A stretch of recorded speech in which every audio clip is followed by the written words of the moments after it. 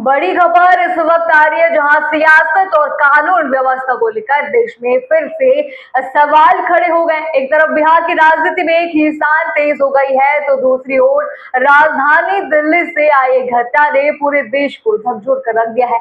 आरोप, पलटवार और सवालों का दौर जारी। नमस्कार, मैं हूं आपके साथ राधा राणा और आप देख रहे हैं लोकहित क्रांति न्यूज। सबसे पहले बात बिहार से की सियासत की, जहां हाल के दिनों में राजनीतिक हलचल तेज हो गई है।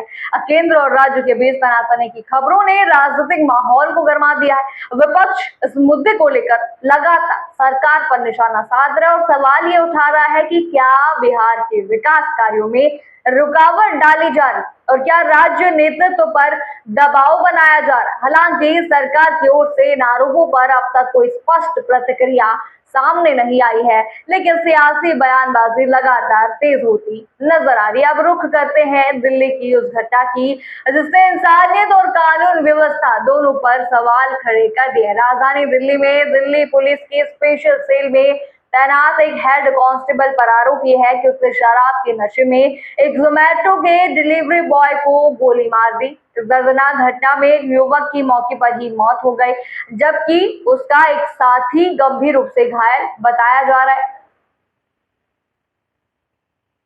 घटना के बाद ये मामला अब राजनीतिक रंग ले चुका है। जी हां, तेजस्वी यादव ने इस मामले को लेकर बीजेपी सरकार पर तीखा हमला उन्होंने बोला है। उन्होंने आरोप ये लगाया है कि देश में बिहारियों के साथ भेदभाव किया जा रहा है और इस घटना को उसी नजरिए से देखा जाना चाहिए। उन्होंने कहा कि एक मेहनतकश युवक की सिर्फ इसलिए जान चली गई क्योंकि वह बिहारी था, वो बिहार से था और बिहारी था।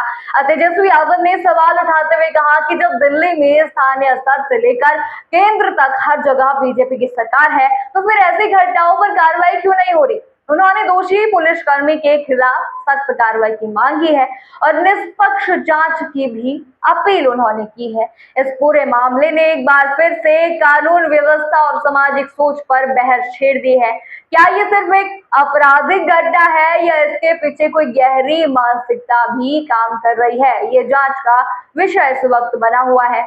फिलहाल दोनों ही मुद्दों पर देश की नजर बनी हुई, चाहे वो बिहार के सियासी खींचतान हो या दिल्ली की ये दर्दनाक घटना। अब देखना ये होगा कि सरकार इन सवालों का क्या जवाब देती है और दोषियों पर क्या कार्रवाई होती है। अपनी राय हमें कमेंट सेक्शन में जरूर बताएं और साथ ही बने रहिए लोकहित क्रांति न्यूज के साथ।